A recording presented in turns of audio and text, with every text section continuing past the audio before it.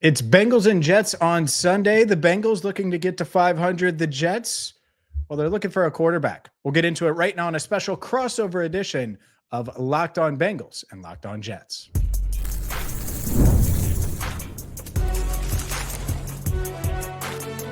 You are Locked On NFL Crossover, part of the Locked On Podcast Network. Your team every day. Hi again, everyone, and welcome in to Locked On Bengals, Locked On Jets. He's John Butchko. I'm James Rapien, and we're going to get you all set already for Sunday's matchup between the Bengals and the Jets at Paycor Stadium. This crossover Thursday is brought to you by PrizePicks. Download the PrizePicks app today. Use code LOCKEDONNFL to get $50 in lineups after you play your first $5 lineup. Shout out to all of our everydayers, all of our first listens of both Locked On Bengals and Locked On Jets. And John, this is certainly an interesting matchup between two teams that I didn't have a few weeks ago as this being a revenge game. And yet here we are. You got Joe Flacco on one side. You have quarterback uncertainty on the other. I assume the quarterback uncertainty is dominating the New York Jets talk this week. Well, James, it's funny because the joke around the Jets fan base was the Bengals traded for Flacco specifically to make it a revenge game, because we've had revenge games since week one, starting with Aaron Rodgers.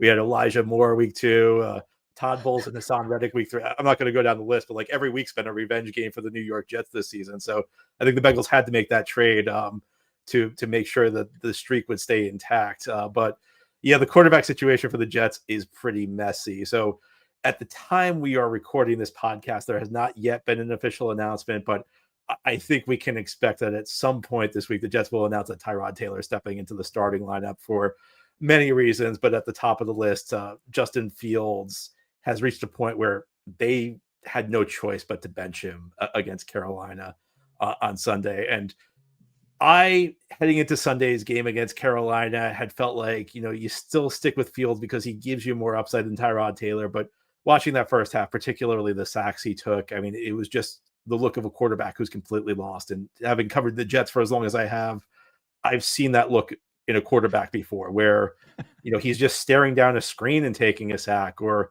his footwork's not even matching up with the receiver's routes. It feels just look completely lost. And while Tyrod Taylor is limited, he at least will get the ball out. I mean, I'll tell you, I was following this game online, and Tyrod Taylor threw 2 interceptions in the second half after replacing Fields against Carolina. And a lot of the reception from the Jets fan base was, well, at least he's throwing the football, because Fields was very, very hesitant. So it speaks volumes about where you're at when your fan base is not upset with your quarterback for throwing interceptions, because at least he's throwing the ball. That's kind of wild, because Jake Browning a few weeks ago, who I think during his 3-week stretch was the worst quarterback in the league, he was throwing the ball. He was throwing the ball to the other team or to the wrong guy. And it was kind of and so to take that another layer and see him hold on to it, it's rough, because from a physically gifted standpoint, Justin Fields has that. And you think, oh, well, he's going to run and he can, and I know Garrett Wilson's nicked up right now, but like he can launch deep balls to Garrett Wilson. Like on paper, I understood the Justin Fields addition and see if you can get more out of him than what was previously gotten. And yet here we are, it's week 8. And it feels like the Fields experiment isn't just benched for now and he'll be back. Like it feels over. Yeah, I mean, because Taylor's the only other quarterback on the roster, they may have to put Fields back in at some point. Yeah. Tyrod, through his career, has not been a durable guy. He's a guy who's injured frequently. The only other quarterback who's, like part of the Jets right now is a undrafted rookie who's on the practice squad, Brady Cook. But I think you're absolutely right. Like, I'm not sure if Fields is taking his last snap, but it's pretty clear that the experiment is a failure. It's pretty clear that Fields is very unlikely to be back next season. The thing I don't really understand is it didn't seem like the Jets really built their offense around Fields' skill set. They were not a team that were using a lot of design quarterback runs.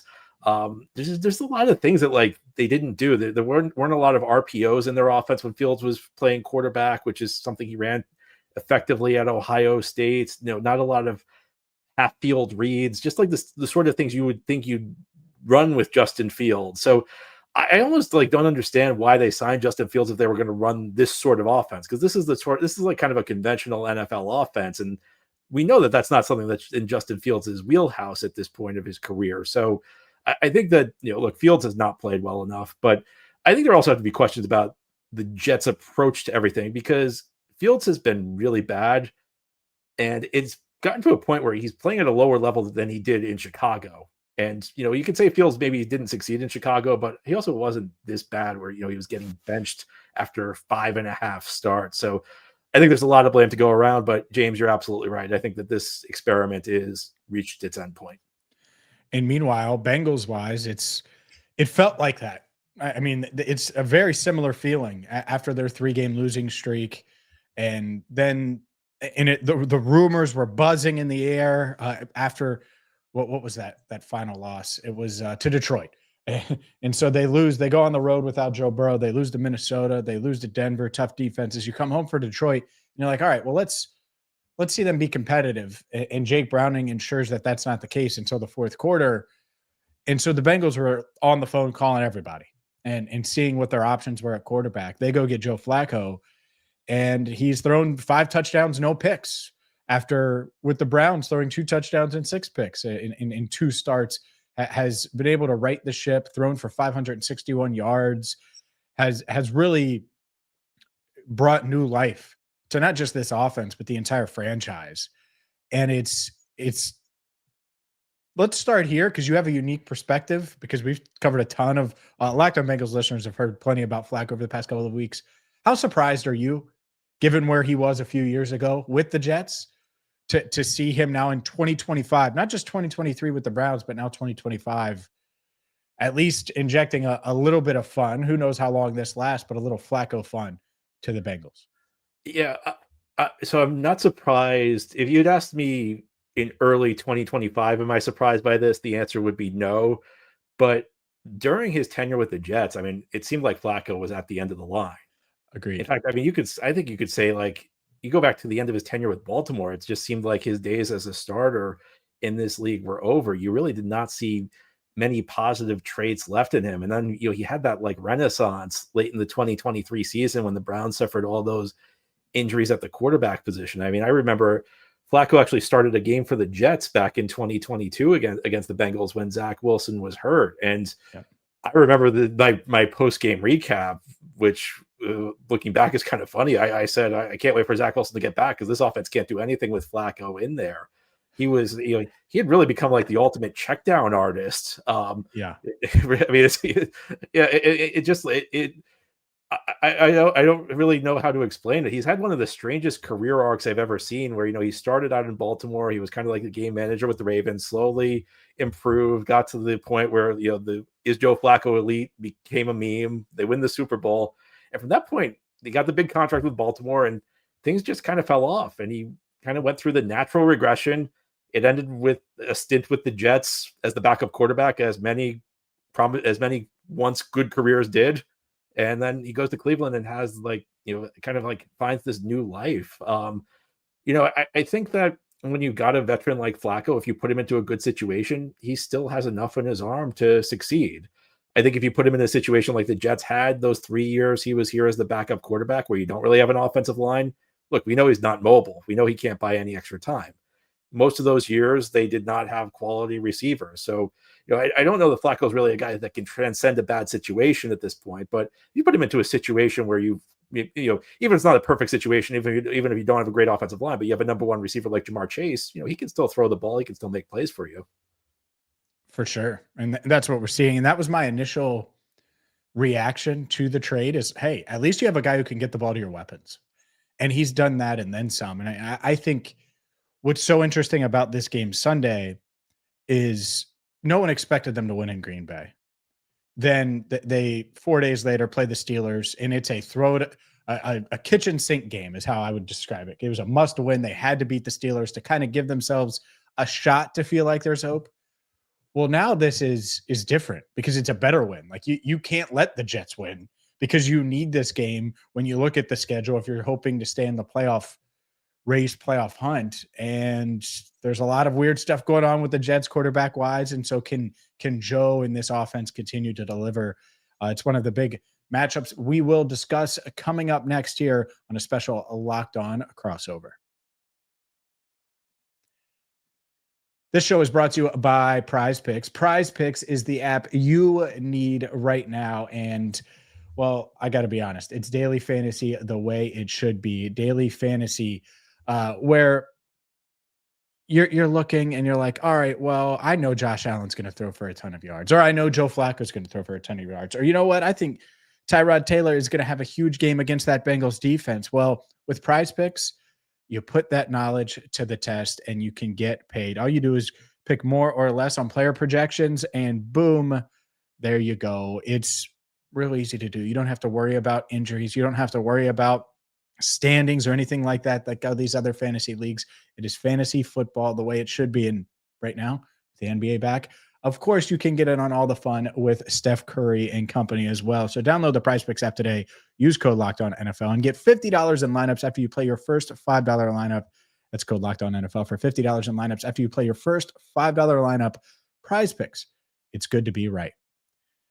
The show is also brought to you by Gametime. Gametime is the app that's going to make life so much easier for you, whether you're a Jets fan coming to town to watch Jets Bengals on Sunday. Maybe, just maybe, there will be some Jets fans in the crowd, or maybe you're a Bengals fan making the trek and you're like, I really want to see Joe Flacco versus Tyrod Taylor in the year 2025, which is not something that I thought we would be saying. Regardless, Gametime is going to make that experience really easy and find the perfect 100% authentic tickets, and you're going to get those delivered on time. And if you want last minute deals, they have those as well. They have zone deals.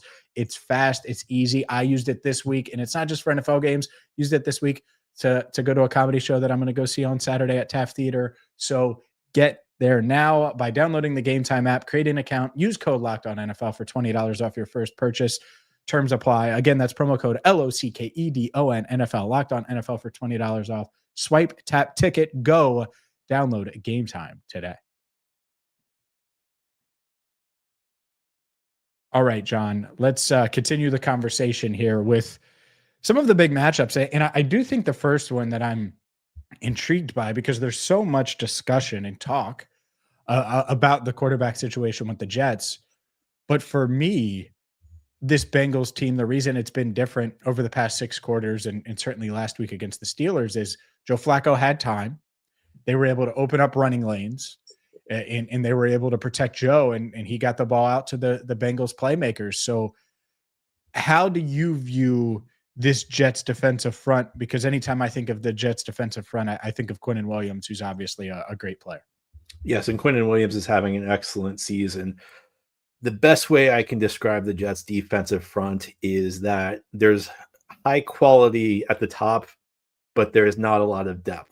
A couple of years ago, the Jets had one of the deepest defensive lines in the league, particularly at the defensive end spot. I mean, they could roll out Jermaine Johnson and John Franklin Myers. They had behind them Bryce Huff and former Bengal Carl Lawson. They even had Will McDonald as a rookie.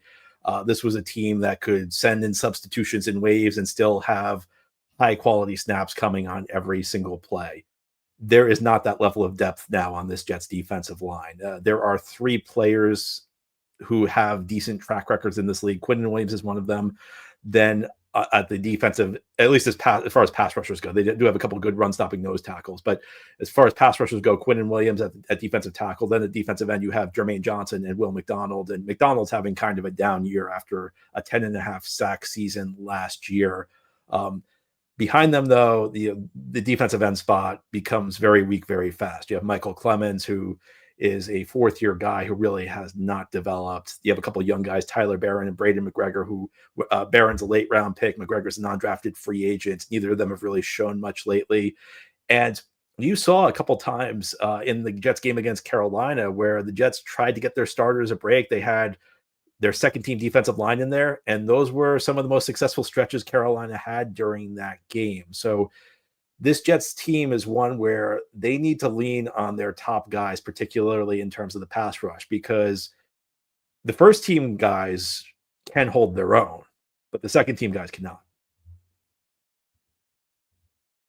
Yeah, and I think that's what's so interesting. You mentioned Will McDonald, and I know that's someone that trade deadline wise, I think it's going to come up at times, right? Quinnen Williams, I discussed him, and I wonder starter wise if this Bengals starting unit, as we record this, it's Wednesday, and I'm not sure if it's going to be Dalton Reisner for a third straight game at left guard, if they're going to go back to Dylan Fairchild, the rookie. I assume they'll stick with Reisner because he's played so well over the past couple of weeks with Joe Flacco at quarterback.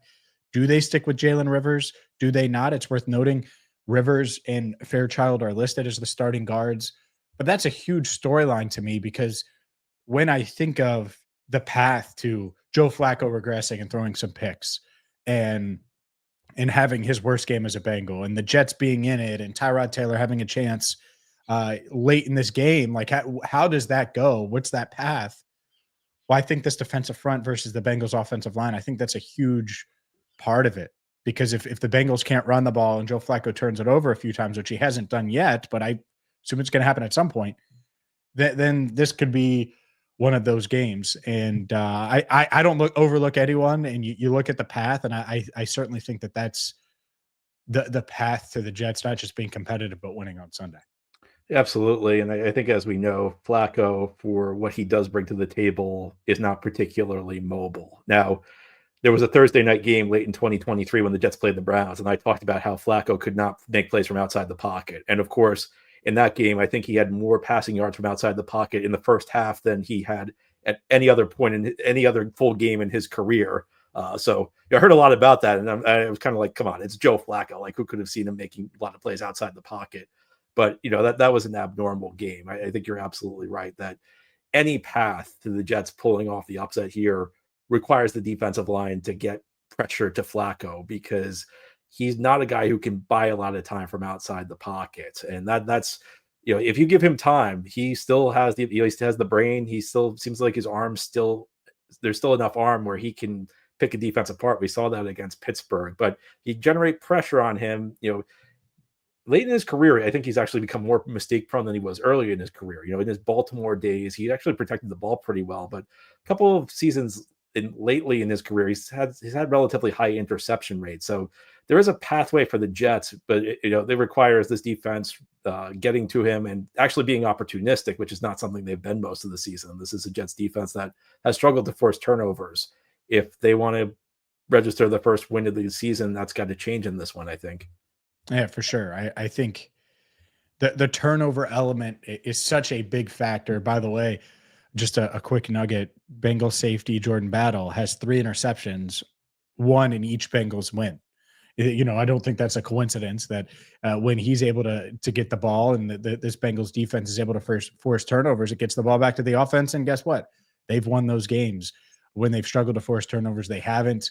And it was wacky in the three-game Jake Browning era. There's no doubt. But defensively, and this is what another matchup that I just think is so intriguing. This Bengals defense was awful last week. They were awful. They forced a couple of turnovers in the first half, but they could not get off the field against Aaron Rodgers. Aaron Rodgers finds Pat Freiermuth for a 68-yard touchdown with just over 2 minutes to go. And whether it's big plays, whether it's getting gashed in the run, missed tackles, like Breece Hall could play now. Like there's guys there that can play and make plays if you don't know how to do basic things like tackle. And so I do think that this defense going up against Taylor and Breece Hall and can you do the basic things well? I'll be looking for that on Sunday for this Bengals unit. Well, James, there's no remedy for a struggling defense like facing the Jets offense. That's been true through much of the season. I mean, the Jets have faced, there have been so many times I've done these crossover shows through the first 8 weeks of the season where my colleague tells me their defense is struggling and they go in and they dominate the Jets offense. It's going to be tough for the Jets because Garrett Wilson's probably not going to play in this game. This is a receiver group where the number one guy without Garrett Wilson is probably Josh Reynolds, who I think if you're generous is a low end number 3 receiver. It's real. And this has been an ongoing topic on Locked On Jets for months that the Jets really mishandled the wide receiver position this offseason. They gave Garrett Wilson absolutely no support. I think that the key matchup I have when the Jets have the ball is going to be Olu Fashanu versus Trey Hendrickson because the state of the Jets wide receiver position is such that nobody's going to be able to break open immediately. I mean, I don't care who the Bengals are playing in their secondary. These Jets receivers cannot separate initially. So that means that Tyrod Taylor is going to have be able to spend some time in the pocket. And part of this is he's going to have to use his mobility to buy time. But the Jets can't have a situation where Trey Hendrickson has a big game. Olu Fashanu is a second-year guy out of Penn State. He was the Jets' first-round pick a year ago. He hasn't been awful this year, but I think this season's been a little bit disappointing. He's definitely had some games where there have been hiccups in pass protection, and this is going to be a major test for him. Again, talking about what's the path to an upset for the Jets, it cannot involve Trey Hendrickson taking over this game, and I think he's got the potential to do that. I think the Jets' game plan really has to focus on him and give Fashanu extra help. Yeah, I totally agree. That's the one guy on the Bengals defense that you're like, man, can't let him take over. DJ Turner's been great at corner recently, but plenty to discuss here as we continue to analyze the paths to victory for the Jets and the Bengals. We'll do that coming up next. Today's show is brought to you by Mazda. Move and be moved with Mazda. As we look here, Mazda crafts cars for those who do more than simply move, and that's why they deliver confidence with every ride. They have more IIHS top safety picks and awards than anyone else as of August of this year. You can feel Japanese craftsmanship in every detail, from the metallic accents to available Napa leather upholstery, and take everyday rides that feel like anything but, from smooth handling to intuitive controls. And of course, they have all-wheel drive standard in every crossover SUV, so you can drive through any weather with confidence all season long. Like our players, we sweat every detail, because when you make every move count, impossible becomes irrelevant. Mazda, move and be moved. All right, let's get into we've hit on it a little bit. This Jets path to victory. What do the Jets need to do to get Aaron Glenn his first win and get him maybe a Gatorade bath or a game ball at Paycor Stadium on Sunday? I have three things that I think the Jets need to do. Number one is, don't forget you're allowed to run the football. And I say that somewhat sarcastically because the second half of the game against Carolina, Tyrod Taylor's in there. You have your backup quarterback who got none of the first team reps all week. You have the receiver group I described, where you have Josh Reynolds, Tyler Johnson, Arian Smith, and Alan Lazard out there. And the Jets ran the ball 4 times in the entire second half of a close game. And that's even exaggerating it, because 2 of the 4 runs were Tyrod Taylor scrambles. The Jets completely abandoned the run game in the second half, and it did not make a lot of sense. You have a quality running back in Breece Hall. The number 2 guy is Isaiah Davis, who was a late round pick a year ago. It's unclear how much Isaiah Davis can offer, but he runs hard. He's shown some flashes. So, when your passing game is as challenged as the Jets is, you can't abandon the run game the way they did. There have been a couple other games where they've gotten away from the run, but those were games where they were down multiple scores in the second half. That game against Carolina was never more than a 10-point game, and the Jets just stopped running the ball. They stopped trying to run the ball, and it really did not make a lot of sense. My number 2 key is you have to utilize the non-wide receivers in your passing game. That means the running backs, Breece Hall and Isaiah Davis. You've got to get to the screen game. You got to utilize them, try and create favorable matchups for them, even if that's sticking them in the slot occasionally. It also means utilizing Mason Taylor, the rookie tight end, because, as I mentioned, the receiver group is what it is. You're not going to get a lot of production from these guys at the wide receiver position. And my third key is you got to be opportunistic on defense. And that means, as we discussed a little bit earlier, getting into Flacco's face and hoping you force some errant throws. And if plays are there to be made, you have to make them. In week 1, when the Jets lost to the Steelers, they dropped 2 potential interceptions off Aaron Rodgers. They catch either of them, they probably win the game. It also means, going for the football, trying to strip the ball out.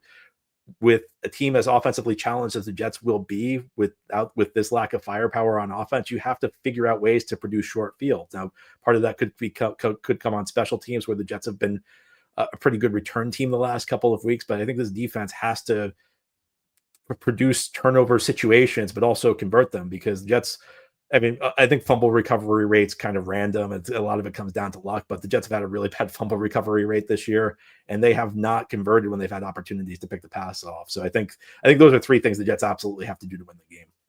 Yeah, I think there's a path, and for the Bengals, the number one thing is to eliminate that path early. Like if you have a team like this that's making a quarterback change and there's so much uncertainty, well, they scored on 7 of their last 8 possessions last week against the Steelers. Like scoring your first 4 this week. Like just make it so, and there might be field goals. I'm not saying they're going to go up 28-0 or anything, but like, can you midway through the second quarter be in command of the game where it's 10-3 or 10-0 or 13-3? That's not something the Bengals have done really at any point this year, super consistently. Even last week, they didn't have any points midway through the second quarter, and they were down 10-0. So they haven't scored a first quarter touchdown in well over a month, John. And so doing that, especially in a matchup like this, where you don't want the Jets to start believing midway through the game or whatever, and you know how that can be in the league, because that certainly happens regularly. I think that's big. And then outside of that, I think it's 2 things. It's one, on offense, can you continue to be explosive on the run game? They had runs of 37 yards and 28 yards last week from Chase Brown. He averaged over 9 yards a carry. He's not going to do that every week. I get that. But a couple of explosive runs go a long way toward opening things up. And now you have to account for the run. You have to think about Chase Brown. And, well, there's that guy named Jamar Chase on one side, T. Higgins on the other. And that just gives Joe Flacco a lot of answers to the test. And so the explosive run part of it, not just running it effectively, but being explosive a couple of times a game, I think is big. And then the third one, and you hinted at it last segment, is Trey Hendrickson. One, you need Trey. 2, you got to get pressure on Tyrod Taylor. You got to make him uncomfortable. You got to make sure that he doesn't have all day to throw. Aaron Rodgers had 8.6 seconds to throw on his first touchdown pass last week. 8.6 seconds. Like, I don't care if it's Tyrod Taylor. Even Justin Fields. It doesn't matter who it is. If you give him 8.6 seconds, at some point he's going to find someone and make a play. And that's a huge factor here, is this pass rush. And it's going to be a huge topic, not just Sunday, but moving forward. But can they be steady, be consistent? They didn't have Trey Hendrickson last week. They're hopeful this week. But regardless, Trey, no Trey, you can't give Taylor 8+ seconds to throw. Yeah, I think you hit the nail on the head on all of your points, James. I think especially the one about, can the Bengals take control of this game early? Because, as you know, it's a cliche, any given Sunday. The Jets may be 0-7, but in 4 of the games, they were right there. The 4 of the games could have swung on one play. And, so much about one-score games sometimes comes down to a lucky break. If you let a team like the Jets stay in, eventually they're going to steal a game. And I know a lot of Jets fans are cynical now. You hear a lot of talk about how they're going to go 0-17. I don't think they're going to go 0-17. I think at one point a close game is going to swing their way. So, when you have a chance to get a team like the Jets down, you have to take it. If you let them hang around, that could be the week where they finally pull one out in the last minute. Yeah, no doubt. And that's it. That's what it is. I mean, from a Bengals perspective, I said it last week. It's a must win.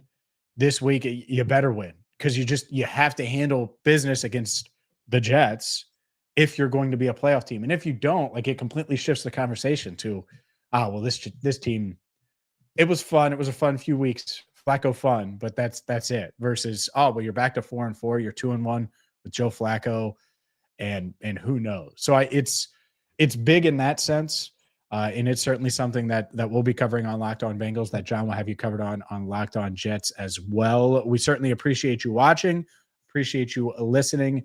And until next time, for John Butchko, I'm James Rapien. Thank you so much for tuning into a special Week 8 crossover edition of Locked On Jets and Locked On Bengals.